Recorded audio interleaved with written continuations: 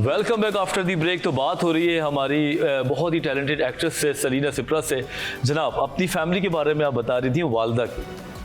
जी, मेरी माशाल्लाह से पूरी फैमिली पंजाब में होती है। अच्छा। तो शादी मेरी कराची में हुई है। तो फैमिली को मिस तो मैं बहुत करती हूँ। जब बच्चों की स्कूलिंग नहीं थी तो फिर तो ये था कि मैं हर 2-3 माह के बाद चली जाया करती थी। अब क्योंकि बच्चों की स्कूलिंग स्टार्ट हो गई है तो फिर माँ का, वो अपनी माँ से सुनते थे ना, माँ का दूसरा नाम कुर्बानी है, तो अब पता चलता है कि शायद वो सच कहती थी। उस वक्त तो हमें लगता था बस ऐसे बोल देती। वाकई अब आपको लगता है कुर्बानी का दूसरा नाम माँ है।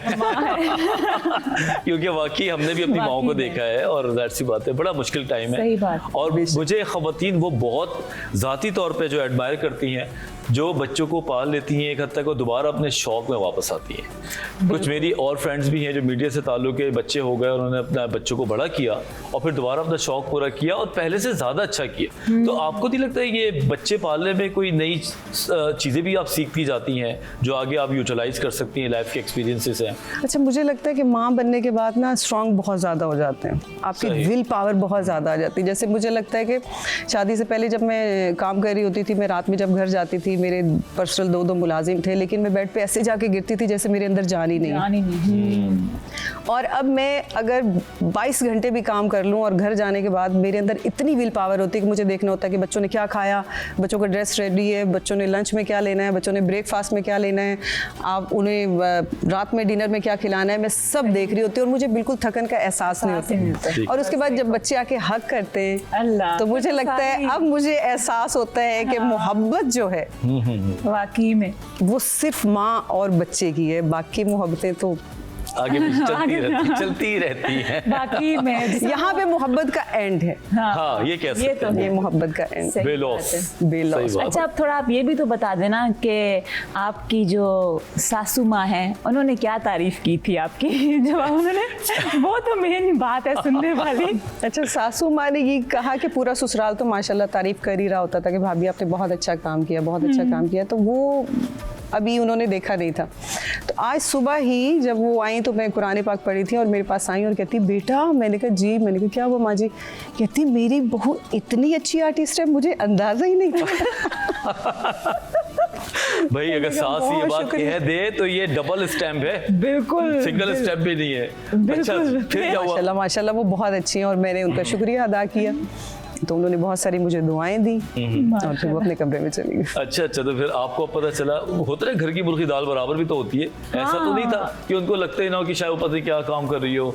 तो उन्होंने कौन सा ड्रामा देखा आपका? उन्होंने मेरी बेटियां उन्होंने अभी देखना स्टार्ट किया है यूट्यूब पे। वो आपको कैरेक्टर पसंद आया, डिफरेंट कैरेक्टर थे, तो भी हैरान हुए कि अच्छा मेरी बहू ऐसी भी है और क्या जबरदस्त किरदार निभाया है। नहीं मतलब वो उसमें ना कितना खूबसूरत किरदार निभाया है आपने। बिल्कुल। अगर हम तो अपने नाज़रीन को बोलेंगे, अगर आपने सलीना सिप्रा का नेगेटिव साइड देखना है तो मेरी बेटियां देखिए, पता चल जाएगा। फिर आप हमें बताएं कि वो असली है या ये असली बनी हुई है। नहीं, वो बिल्कुल असली नहीं है, ये असली वो पहले ही बोल रही है, नहीं वो मैं असली वाली असली है, वो नहीं है। बड़ा इवल कैरेक्टर लगता है मुझे इसका मतलब। वाकई में, क्योंकि मैंने भी देखा है जिस तरीके से, मतलब वो फेस पे ना आपके नजर आ रहा होता है, बहुत नेगेटिविटी थी उसमें। तो वो मतलब आपको, लेकिन उस कैरेक्टर की भी मुझे जो साइकी लगी वो मुझे बड़ी अच्छी लगी कि एक जैसे बच्चियां होती हैं, उनके ख्वाब होते हैं। तो जो आजकल बहुत सारे ऐसे हालात चल रहे हैं कि अपने छोटे छोटे ख्वाबों को लेकर वो घर से बाहर निकलती हैं, उन्हें नहीं पता कि आगे क्या मसले मसाइल होंगे। वो घर से भाग जाती है, जिस लड़के से शादी करती है उसका पैसा वैसा देखकर, तो उसके साथ भी कुछ हादसा होता है, वो व्हीलचेयर पे आ जाता है, फिर हर साल बच्चा हो जाता है। बिल्कुल। ये तो वो महरूमियाँ उसके अंदर दबती चली जाती हैं, तो वो फिर एक ना एक दिन तो निकलनी होती है। बिल्कुल ऐसे। तो वो प्रोमो भी था ना मेरा, वो कहते हैं, मैं कहती हूँ कि मैंने अपने बच्चों को जहर नहीं दिया, तो वो कहते हैं, जीनत, जहर लस्सी में नहीं तुम्हारे लफ्जों में था। तो लफ्जों का जो जहर है वो मुझे लगता है कि ज्यादा खतरनाक, ज्यादा तकलीफ देता है, वो हर वक्त देता रहता है, वो नहीं भूलता इंसान। वो कहते हैं ना, जख्म भर जाते हैं, बातों के जख्म नहीं भरते। सही बात है। बहुत ही अच्छी लाइन है और तगड़ी लाइन है, डायलॉग भी बहुत मुझे अच्छा लगा। चलिए अब थोड़ा सा ड्रामे से बाहर आते हैं क्योंकि टाइम तो इतनी तेजी से जा रहा है, आज समझ नहीं आ रहा। अफ्तारी पे आते हैं जरा। अब सुपर टैलेंट का पूछे कि आप अफ्तारी में क्या करती हैं, पकाती हैं या सिर्फ खाती हैं? अच्छा, रमज़ान और मुबारक में मेरी जो रूटीन है वो बहुत सादा हो जाती है, बल्कि रात को भी ससुराल वालों से बहुत डांट पड़ रही थी और मेरी ये पिछले 15-20 साल से है कि मेरी रमज़ानों में खुराक बहुत कम हो जाती है, मैं बहुत कम खाती हूँ ताकि मेरी तबीयत ठीक रहे। मेरी इफ्तारी में सहरी में कोई पराठा, कोई समोसा, कोई रोल, कोई दही बड़े कुछ नहीं होता। अच्छा, मैं सहरी में सिर्फ 1 कटोरी दही खाती हूँ और इफ्तारी में मैं सिर्फ तरबूज और या तो फालसे का जूस हो जाता है या स्ट्रॉबेरी शेक हो जाता है। तो इसके अलावा मेरा खाना पीना नहीं होता। बस फिर गैप इतना, और सहरी में सिर्फ आप दही लेते? मैं दही लेती हूँ। भाई दही तो वैसे अच्छी है, लेकिन कभी चक्कर वक्कर तो नहीं है? अल्लाह का शुक्र है। मुझे रात को यही डांट पड़ रही थी कि नहीं आप अपने खाने का ख्याल रखें, आप वीक हो जाएंगे। मैंने कहा मुझे कभी फील हुआ ही नहीं, जब मुझे फील हो तो मैं क्यों नहीं खाऊंगी। मुझे सिर्फ ये डर लगता है कि क्योंकि मुझे इतना ज़्यादा खाने की मैं वैसे भी शौकीन नहीं हूँ और आदत नहीं है, तो अगर पराठा खा लिया तो मेरी तबीयत ना ख़राब हो जाए, मेरा BP ना शूट कर जाए, फिर दूसरे दिन मुझे रोज़ा ना रखना पड़े। क्योंकि शुक्र अल्हम्दुलिल्लाह बचपन से प्रैक्टिस है और जब से होश संभाला है आज तक मुझे नहीं लगता कि कभी रोज़ा मैंने, क्योंकि रमजान में काम वगैरह भी होते हैं तो फिर थोड़ा कहते हैं, जैसे मुझे वजाहत ने बोला हमारा अपनी डाइट का ख्याल रखो। जैसे अब रमज़ान है, काम कर रहे होते हैं हम लोग, तो उन्होंने मुझे कहा हमारा देखो अपना तुम्हारा शुगर लेवल मुझे लो लग रहा है, तुम शरबत पियो, खजूर खाओ, तुम सही तरह लो, तुम अपनी डाइट का ख्याल रखो, तुम चिकन खाओ, उसके 3-4 पीसेस तुम लिया करो, सहरी में खा लिया करो। और वजाहत मुझे बहुत फ़र्क पड़ा है इस चीज़ से, क्योंकि मैं वाकई में बहुत लापरवाही कर रही थी। बिल्कुल, काम में इतने ज़्यादा यही चीजें रात को मैंने भी सुनी लेकिन मुझे लगता था कि खजूर, फ्रूट चाट और दही, दूध, ये इतनी चीजें कि मुझे लगता है कि इसके साथ कुछ और ना भी हो तो ये भी अच्छा है। सही बात है, बिल्कुल अच्छा है ये तो। और अगर आपको रात के वक्त जैसे बैठे हुए तो दिल चाहा तो थोड़े से ड्राई फ्रूट ले लिए। तो पराठा रोटी मुझसे नहीं खाया जाता, तो मैं नहीं खाती, तो मेरे घर वालों को लगता है कि शायद पराठा रोटी ही सब कुछ है। अभी ट्रेंड चेंज हो गया है और आपकी बात भी सही है। कुछ लोग होते हैं नफ्सियाती इस मामले में कि पराठा खाना है तो सहरी होनी है, सहरी होनी, और पूरा दिन हम गुजार सकते हैं। हाँ, वो एक है, बहुत सारे लोग हैं पराठा खाएंगे तो लगेगा हमने खाया, चाहे वो 2 बर्गर खा लेंगे उनकी सहरी कंप्लीट नहीं होगी।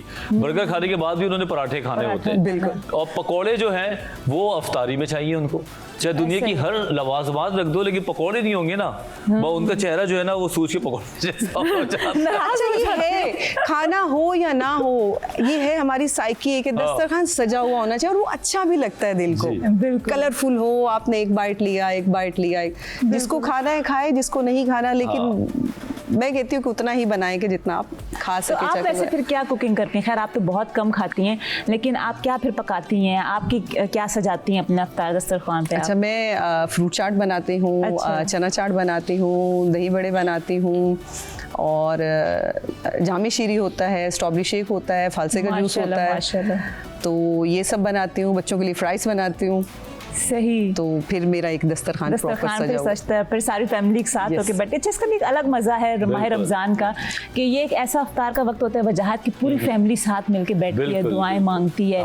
और वैसे तो खैर वही बात है कि काम होते हैं, जिस तरह आप भी लेट जाते होंगे, कभी मौका मिलता होगा, कभी नहीं फैमिली के साथ इस तरह बैठने का, लेकिन रमजान का एक ऐसा रमजान का ये है ना कि आप दुनिया के किसी कोने पे भी होंगे किसी के साथ, या तो कोलीग्स के साथ बैठे हुए या फैमिली के साथ, तो फैमिली का दस्तरखान पे बैठे हैं। मुझे खुद को ऐसा लगता है कि जैसे ही रमज़ान मुबारक आता है, एक हवाओं में खुशबू आ जाती है, बाहर सी मुझे फीलिंग होती है, सुकून सा, बहुत सुकून लगता है, डर खौफ नहीं रहता। ऐसे ही है मेरा ख्याल है, क्योंकि माशाल्लाह अल्लाह पाक सबको तौफीक दे, सब लोग नमाजें पढ़ रहे होते हैं, सब लोग जिक्र व अज़कार कर रहे होते हैं, उसकी बाबरकतों की वजह से शायद ऐसा होता है। सही बात है। तो मेरा तो मानना ये है और मेरी दुआ भी है कि अल्लाह पाक रमज़ान मुबारक के अलावा भी हमें ये सब कुछ करने की तौफीक दे, हम लोग सिर्फ रमज़ान वाले मुसलमान ना बने। बिल्कुल सही कह रहे हैं। तो ये बात बिल्कुल सही है कि हमें फील होता है कि रहमतें जो है वो बरस रही हैं, और नजर आता है, चेहरों पे नजर आता है, लोगों के ऊपर नजर आता है। अच्छा, आप चले, ये तो बात हो गई खाने पे भी, अब थोड़ी सी बात कर रहे हैं फिटनेस पे भी। फिटनेस के हवाले से आप कुछ चीज़ को फॉलो करती हैं, वॉक करती हैं या जिम जाती हैं, ऐसा कुछ है? डिलीवरी के बाद मैं 52 से 85 पे पहुंच गई थी। और उसके बाद फिर मैंने 2 साल के बाद मैंने जिम विम किया और मुझे लगता था कि वेट तो जा नहीं रहा। तो बस 1 साल करने के बाद फिर मैंने तंग आके गुस्से से छोड़ दिया। मैंने कहा ये जा नहीं रहा है तो अब मैं कर नहीं रही हूँ, बस ख़त्म हो गया। वो जैसे मैंने छोड़ा तो फिर सब कहते हैं कि भाभी आप स्मार्ट लग रही, वो मेरा ख्याल है इंचेस जा रहे थे। एग्जैक्टली। तो अब मेरा ये है कि मैं कोशिश करती हूँ कि डाइट तो शादी शादी रखें, उसके साथ थोड़ा बहुत वर्कआउट जो है वो ज़िंदगी में बहुत ज़रूरी है। वो सिर्फ ये नहीं कि स्मार्टनेस के लिए, आप अंदर से फ्रेश फील अंदर से करना fresh ज़्यादा feel ज़रूरी है, करना, और वाकई ख़ास में। तौर पे माँ के लिए, क्योंकि आपको बिल्कुल। जितना पूरा दिन बच्चों के पीछे भागना होता है तो आपको वो बहुत फिटनेस बहुत ज़रूरी है। जबकि हमारे यहाँ तो ये साइकी है ना कि आपने पतले होना है तो आप जिम कर लें।